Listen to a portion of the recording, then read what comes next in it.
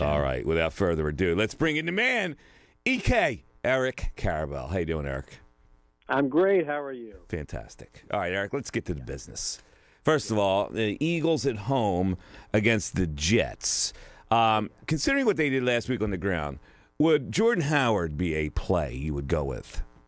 Nope. No, because I think it's all dependent on what the other team is going to do. The Jets have a lot of big bodies up front. They control the running game just like the Eagles do, but they cannot control the passing game just like the Eagles can. This is a shootout. This is the type of game where Carson Wentz throws for 350, and they have to outscore the Jets, which they should do. But I do not see Jordan Howard having a successful game here. If anybody of the running backs were to be Miles Sanders because he catches passes, but the Jets do stop the run. The Jets both top 5 in stopping the run this season, but neither of them are good at all against the pass. All right, let me ask you about the other side then. Le'Veon has had a lackluster season. What about this week? Yeah, he'll catch passes, though.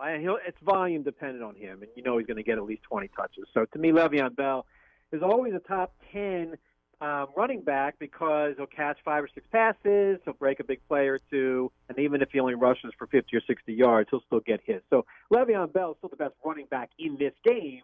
I think Robbie Anderson on the Jets side is worth a play, maybe over any Eagles wide receiver because they still have a lot of guys there. Zach Ertz should definitely eat in this game. And I think you're going to see Carson Wentz put up top 5 numbers. All right. Maybe I'm reading too far in here, but I always like to read into. Like Thielen complained a little bit last week, right? And Cousins apologized. So would Thielen be a guy you would focus on because of that factor? Normally when wide receivers whine and complain, it's about not getting enough targets. It's not about their quarterback being terrible. I do think this week against the Giants, the Vikings will be able to throw the ball. They'll be able to do whatever they want this week. And Thielen should get hit. Stephon Diggs is really the one to worry about because of the talk about a trade on his part. But if you've got Thielen, I still think he's a top 20 wide receiver. This is the position to watch this week because we've got injured guys like Devontae Adams, Jarvis Landry, T.Y. Hilton. They're all top 20 guys if they're playing and they're doing what they're supposed to do, but we don't know if any or all are going to play. And the other big story this week is obviously Melvin Gordon coming back. Yes, and we have a question on that. This guy wants to start Melvin Gordon and Austin Eckler. His name's Matthew. Does it make sense? Yeah. It does. That makes perfect sense. Yeah, because of the opponent they're playing, they should be able to throw and run at will this week. The Chargers are playing Denver, a team that can't stop the run at all. I expect Eckler will get the catches out of the backfield. Melvin Gordon gets the close stuff near the goal line. They both can put up at least 15 fantasy points. All right. XBL Frosty tweets, should I trade Tyrell Williams and Carlos Hyde for Adam Thielen? Yeah, I would do that. I don't think this Vikings passing game can get any worse than it already is. Tyrell Williams is on a terrible team, and he's always hurt. He's hurt right now. Carlos Hyde is not any good. Yeah, you want the best player in any trade, and Adam Thielen to me is still a top 20 wide receiver. All right, let me ask you about Fournette. Coming off last week, is he play this week? Oh, yeah, he'll play every week. Again, it's volume-related. He's even catching passes this year. He hasn't hit the end zone yet, but that's coming real soon. Fournette should be a top 10 running back. We're concerned about durability with him and catches. But so far, all's going well. He should be a top 10 running back. All right, is there any value that you see in the big game of the week, Rams at Seattle? Value? I mean, not really. I mean, the Rams gave up a ton of stuff to Jameis Winston, but I don't see that happening again with Russell Wilson. They like to run the ball. They don't have a ton of wide receiver weapons there. Will Disley, their tight end, should probably get in the end zone. The thing to watch here is Todd Gurley. Already the touches and the volume way down. I expect Malcolm Brown to probably split the touches with him. Maybe we'll see the rookie Darrell Henderson. But Gurley's not doing what most people expect. He's doing what I expected. But value in this game, no, not really value. All right. Here is Steven tweeting in, Lockett or Edelman, and does he dare bench Juju? Full point PPR league.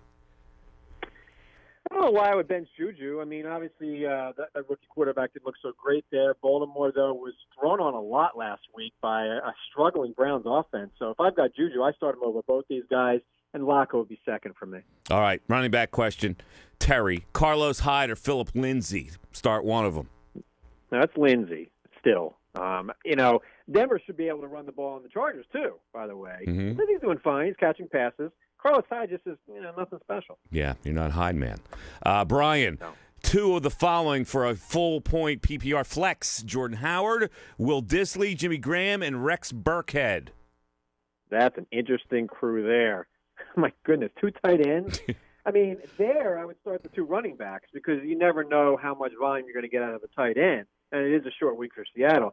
I mean, Jordan Howard has caught more passes than I expected, and maybe he gets into the end zone here, but Jordan Howard's not a great play this weekend unless he gets into the end zone. All right, Dr. Ooh, should I start Gurley or Robert Woods in the flex tonight? You could go either way there. I mean, I would still start Gurley. He's going to get more volume than Woods is going to get, and the Rams do have 3 wide receivers, whereas the Rams' running game still should be surrounded around Gurley, but I just think Gurley, if you can still trade Todd Gurley for like a top 20 receiver or running back, I would still do that. All right, Andrew, pick 2 wide receivers, Josh Gordon, Emmanuel Sanders, Stephon Diggs, Sterling Shepard. I think Josh Gordon, you got to play. Emmanuel Sanders would be second on my list here. I don't expect the Giants to have a lot of success throwing the ball this week. It's what we told you what was going to happen with this rookie quarterback last week. He did nothing. And they're going to do nothing this week against a very good Minnesota defense. But I wouldn't play Diggs either until we see some change. Gordon, very good opponent this week. They should be able to throw on. Sanders at Denver, same type of thing. All right, Lamar Jackson or Matt Ryan is the question. They're both top 5 quarterbacks to me. I'd still stick with Lamar Jackson at Pittsburgh. They should be able to throw the ball and run the ball there. Okay, here's a, let's see, the flex question. Jordan Howard, DJ Chark, Miles Sanders, or Chris Thompson for the flex? A lot flex? Of guys. Yeah, I mean, I still think if you're going to if it's a PPR league, you can't play Jordan Howard over Miles Sanders. Sanders still should catch more passes. And I would play him over those other guys. I mean, Chris Thompson catches passes too, but Washington's such a disaster right now. I don't want to play any Redskins. All right.